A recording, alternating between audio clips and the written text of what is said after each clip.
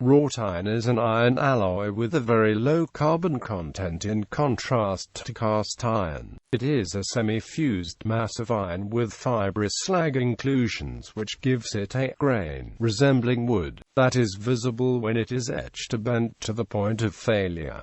Wrought iron is tough, malleable, ductile, corrosion-resistant and easily welded. Before the development of effective methods of steelmaking and the availability of large quantities of steel, wrought iron was the most common form of malleable iron. A modest amount of wrought iron was used as a raw material for refining into steel, which was used mainly to produce swords, cutlery, chisels, axes and other edge tools as well as springs and files. The demand for wrought iron reached its peak in the 1860s with the adaptation of ironclad warships and railways. However, as properties such as brittleness of mild steel improved, it became less costly and more widely available than wrought iron, whose usage then declined. Many items before they came to be made of mild steel were produced from wrought iron, including rivets, nails, wire, chains,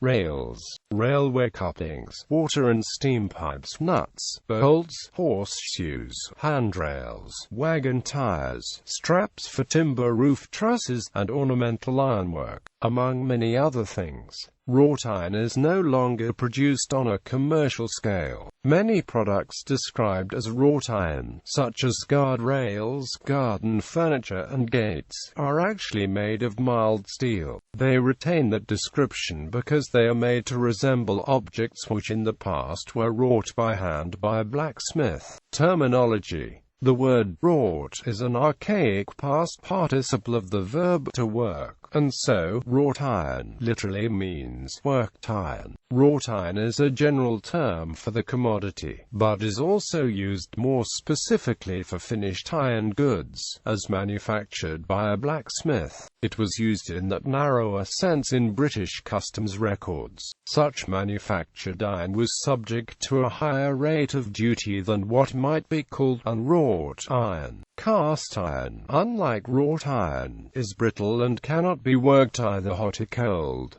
Cast iron can break if struck with a hammer. In the 17th, 18th, and 19th centuries, wrought iron went by a wide variety of terms according to its form, origin, or quality. While the bloomery process produced wrought iron directly from ore, cast iron or pig iron were the starting materials used in the finery forge and puddling furnace. Pig iron and cast iron have higher carbon content than wrought iron, but have a lower melting point than iron or steel. Cast and especially pig iron have excess slag which must be at least partially removed to produce quality wrought iron. At foundries it was common to blend scrap wrought iron with cast iron to improve the physical properties of castings. For several years after the introduction of Bessemer and open hearth steel, there were different opinions as to what differentiated iron from steel. Some believed it was a chemical composition and others that it was whether the iron heated sufficiently to melt and fuse. Fusion eventually became generally accepted as relatively more important than composition below a given low carbon concentration. Another difference is that steel can be hardened by heat treating. Historically, wrought iron was known as commercially pure iron. However, it no longer qualifies because current standards for commercially pure iron require a carbon content of less than 0.008 Wt%. Types and shapes. Bar iron is a generic term sometimes used to distinguish it from cast iron. It is the equivalent of an ingot of cast metal, in a convenient form for handling, storage, shipping and further working into a finished product. The bars were the usual product at the finery forge, but not necessarily made by that process. Rod iron, cut from flat bar iron in a slitting mill, provided the raw material for spikes and nails. Hoop iron, suitable for the hoops of barrels, made by passing rod iron through rolling dies.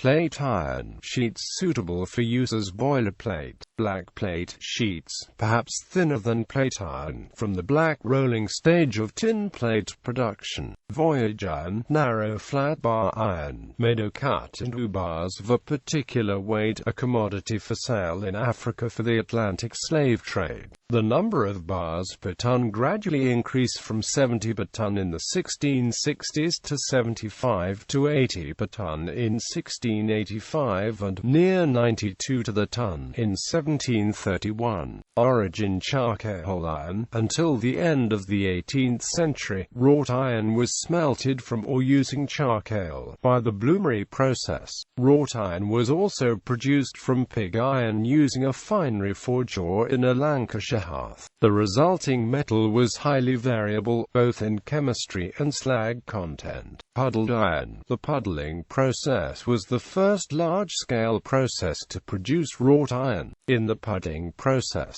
pig iron is refined in a reverberatory furnace to prevent harmful sulfur from the coal or coke from contaminating the iron. The molten pig iron is manually stirred and iron ore, an oxygen source, is added, which decarburizes the iron. As the iron is stirred, globs of wrought iron are collected in two balls by the stirring rod, and those are periodically removed by the puddler. Puddling was patented in 1784 and became widely used after 1800.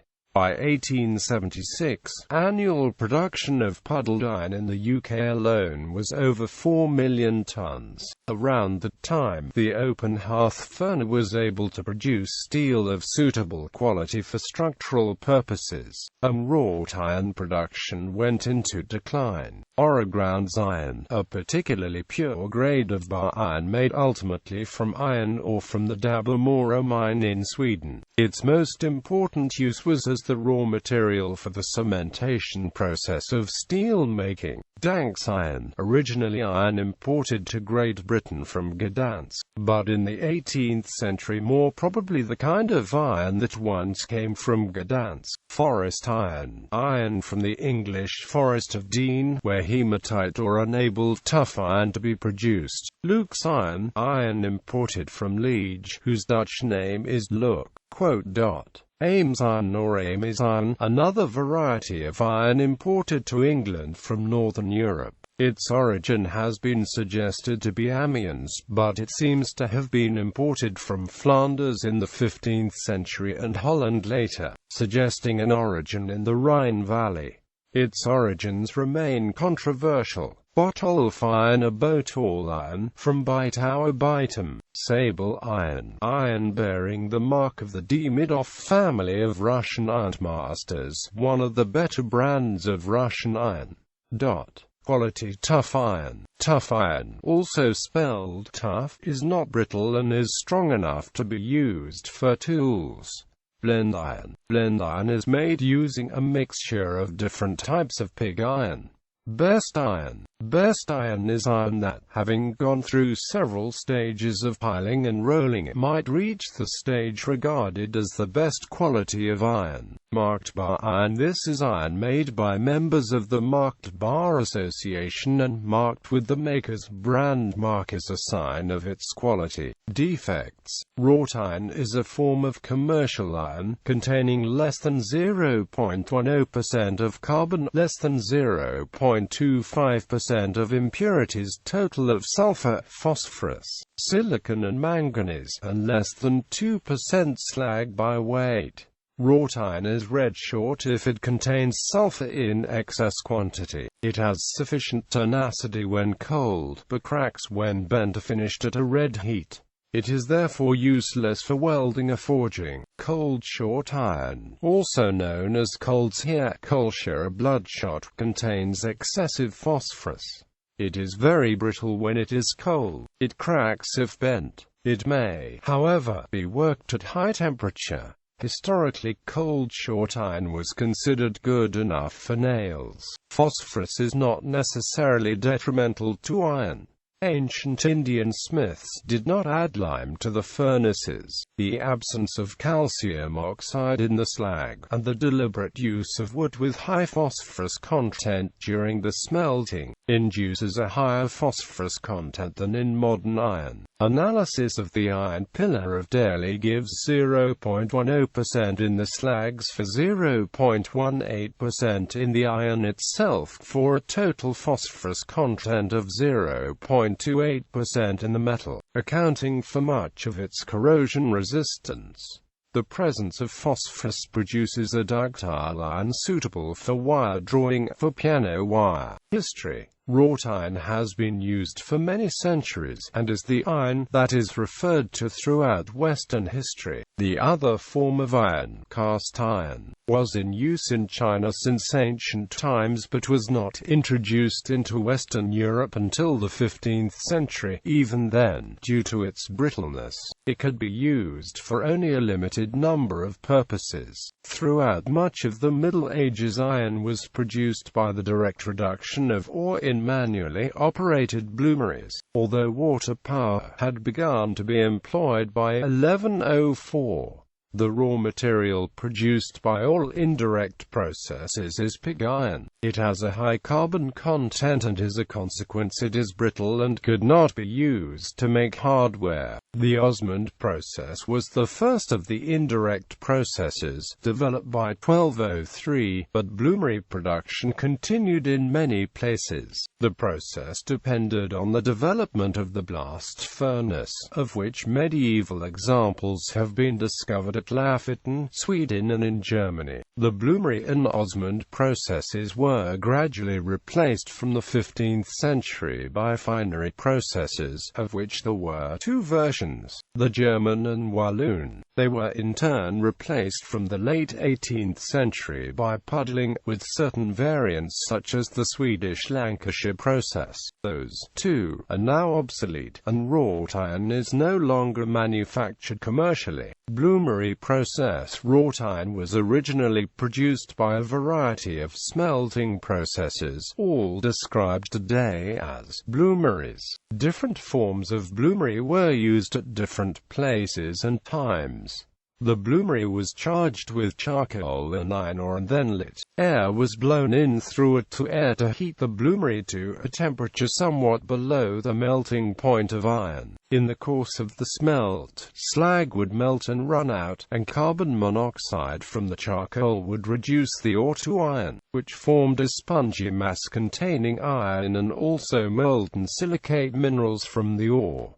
The iron remained in the solid state. If the bloomery were allowed to become hot enough to melt the iron, carbon would dissolve into it and form pig cast iron. But that was not the intention. However, the design of a bloomery made it difficult to reach the melting point of iron and also prevented the concentration of carbon monoxide from becoming high. After smelting was complete, the bloom was removed, and the process could then be started again. It was thus a batch process, rather than a continuous one such as a blast furnace. The bloom had to be forged mechanically to consolidate it and shape it into a bar, expelling slag in the process. During the Middle Ages, water power was applied to the process, probably initially for powering bellows, and only later to hammers for forging the blooms. However, while it is certain that water power was used, the details remain uncertain. That was the culmination of the direct process of iron making. It survived in Spain and southern France as Catalan forges to the mid-19th century, in Austria as the Stuckofen to 1775, and near Garstang in England until about 1770. It was still in use with hot blast in New York in the 1880s. Osmond process. Osmond iron consisted of balls of wrought iron, produced by melting pig iron and catching the droplets on a star, which was spun in front of a blast of air so as to expose as much of it as possible to the air and oxidize its carbon content. The resultant ball was often forged into bar iron in a hammer mill. finery process in the 15th century. The blast furnace spread into what is now Belgium, where it was improved. Further, it spread via the Pays de Bray on the boundary of Normandy and then to the Weald in England.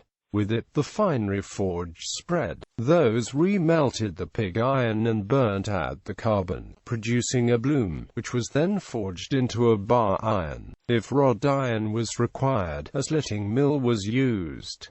The finery process existed in two slightly different forms. In Great Britain, France, and parts of Sweden, only the Walloon process was used. That employed two different hearths, a finery hearth for finishing the iron and a chafery hearth for reheating it in the course of drawing the bloom out into a bar. The finery always burnt charcoal, but the chafery could be fired with mineral coal, since its impurities would not harm the iron when it was in the solid state. On the other hand, the German process, used in Germany, Russia, and most of Sweden, used a single hearth for all stages. The introduction of coke for use in the blast furnace by Abraham Darby in 1709 initially had little effect on wrought iron production. Only in the 1750s was coke pig iron used on any significant scale as the feedstock of finery forges. However, charcoal continued to be the fuel for the finery.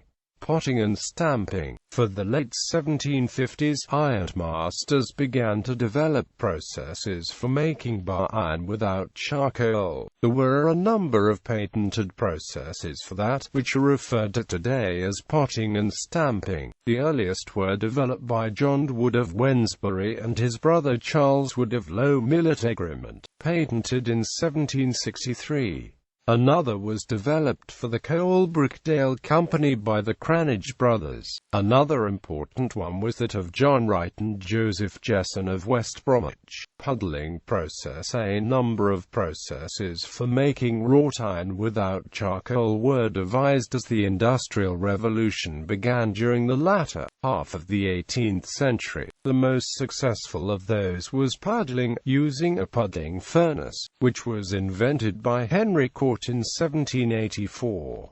It was later improved by others including Joseph Hall, who was the first to add iron oxide to the charge. In the type of furnace, the metal does not come into contact with the fuel, and so is not contaminated by its impurities. The heat of the combustion products pass over the surface of the puddle and the roof of the furnace reverberates the heat onto the metal puddle on the fire bridge of the furnace. Unless the raw material used is white cast iron, the pig iron or other raw product of the puddling first had to be refined into refined iron, or finer's metal. That would be done in a refinery where raw coal was used to remove silicon and convert carbon within the raw material found in the form of graphite, to a combination with iron called cementite. In the fully developed process, this metal was placed into the hearth of the puddling furnace where it was melted. The hearth was lined with oxidizing agents such as hematite and iron oxide. The mixture was subjected to a strong current of air and stirred with long bars, called puddling bars or rabbles, through working doors. The air, the stirring, and the boiling action of the metal helped the oxidizing agents to oxidize the impurities and carbon out of the pig iron. As the impurities oxidized, they formed a molten slag and drifted off as gas, while the retaining iron solidified into a spongy wrought iron that floated to the top of the puddle, and were fished out of the melt as puddle balls using puddle bars. Shingling. There was still some slag left in the puddle balls, so while they were still hot they would be shingled to remove the remaining slag and cinder. That was achieved by forging the balls under a hammer, or by squeezing the bloom in a machine. The material obtained at the end of shingling is known as bloom. The blooms are not useful in that form, so they were rolled into a final product. Sometimes European ironworks would skip the shingling process completely and roll the puddle balls. The only drawback to that is that the edges of the rough bars were not as well compressed. When the rough bar was reheated, the edges might separate and be lost into the furnace. Rolling the bloom was passed through rollers and to produce bars. The bars of wrought iron were of poor quality, called muck bars or puddle bars. To improve the quality, the bars were cut up, piled and tied together by wires, a process known as faggoting or piling. They were then reheated and rolled again in merchant rolls. The process could be repeated several times to produce wrought iron of desired quality. Wrought iron that has been rolled multiple times is called merchant bar or merchant iron. Lancashire process. The advantage of puddling was that it used coal, not charcoal, as fuel. However, that was of little advantage in Sweden, which lacked coal. Gustav Ekman observed charcoal fineries at Ulverston, which were quite different from any in Sweden. After his return to Sweden in the 1830s, he experimented and developed a process similar to puddling but used firewood and charcoal, which was widely adopted in the Bergslagen in the following decades. Aston process. In 1925, James Aston of the United States developed a process for manufacturing wrought iron quickly and economically. It involved taking molten steel from a Bessemer converter and pouring it into cooler liquid slag. The temperature of the steel is about 1500 degrees Celsius and the liquid slag is maintained at approximately 1200 degrees Celsius. The molten steel contains a large amount of dissolved gases, so when the liquid steel hit the cooler surfaces of the liquid slag, the gases were liberated. The molten steel then froze to yield a spongy mass having a temperature of about 1370 degrees Celsius. The spongy mass would then be finished by being shingled and rolled as described under puddling. 3 to 4 tons could be converted per batch with the method. Declined steel began to replace iron for railroad rails as soon as the Bessemer process for making steel was adopted. Iron remained dominant for structural applications until the 1880s because of problems with brittle steel caused by introduced nitrogen, high carbon, excess phosphorus, or excessive temperature during rolling or too rapid rolling. By 1890, steel had largely replaced iron for structural applications.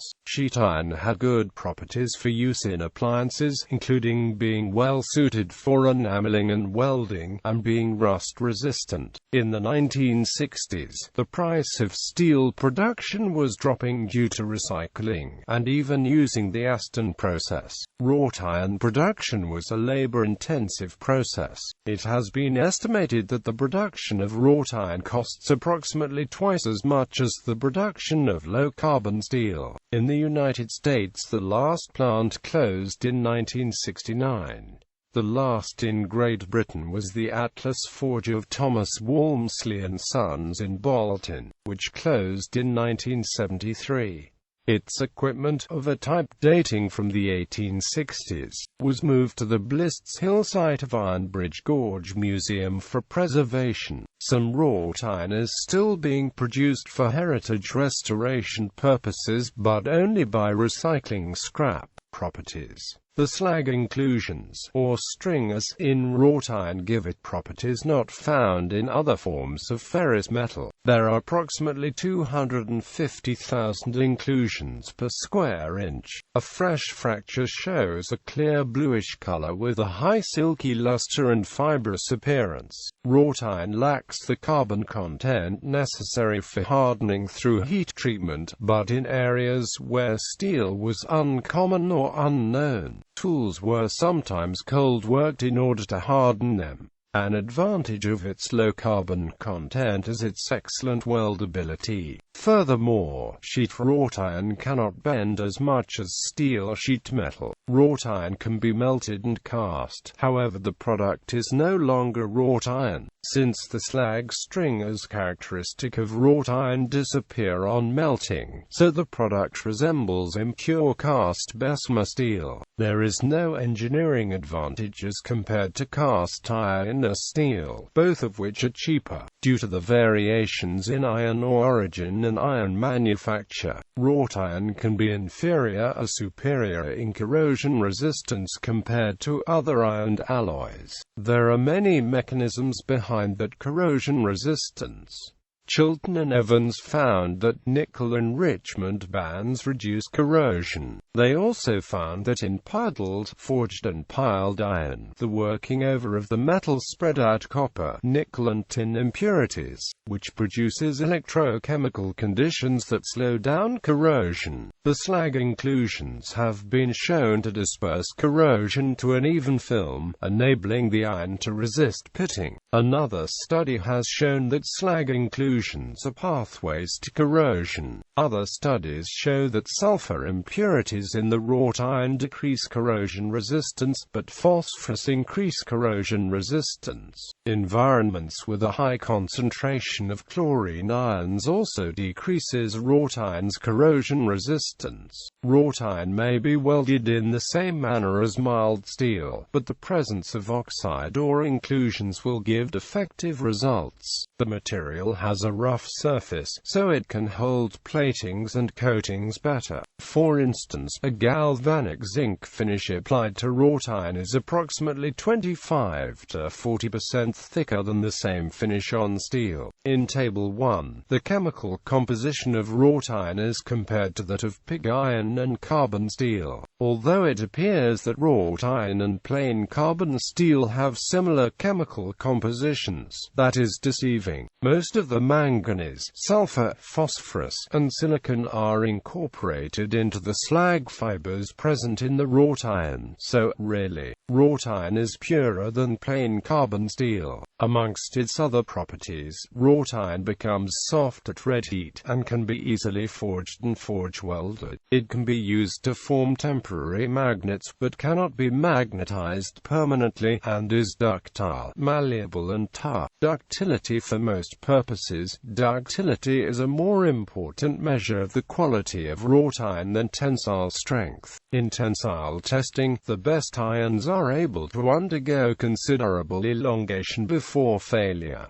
High tensile wrought iron is brittle. Because of the large number of boiler explosions on steamboats, the U.S. Congress passed legislation in 1830 which approved funds for correcting the problem. The Treasury awarded a $1,500 contract to the Franklin Institute to conduct a study. As part of the study, Walter R. Johnson and Benjamin Reeves conducted strength tests on various boiler iron using a tester they had built in 1832 based on the design of one by Lagerhielm in Sweden. Unfortunately, because of the misunderstanding of tensile strength and ductility, the work did little to reduce failures. The importance of ductility was recognized by some very early in the development of tube boilers, such as Thurston's comment, "If made of such good iron as the makers claimed to have put into them, which worked like lead, they would, as also claimed, when ruptured, open by tearing, and discharge the contents without producing the usual disastrous consequences of a boiler explosion." Various 19th-century investigations of boiler explosions, especially those by insurance companies,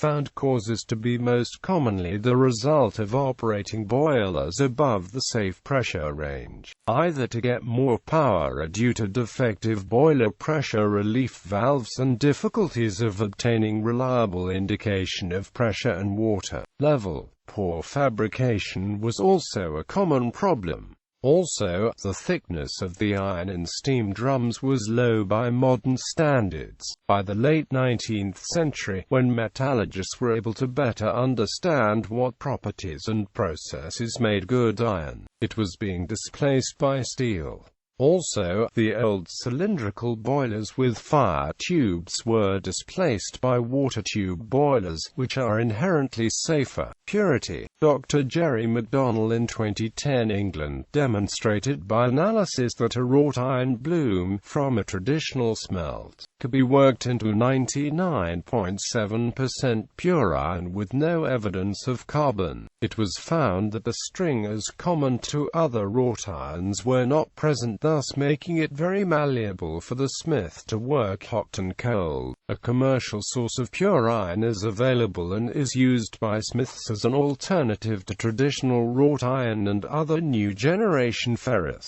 metals.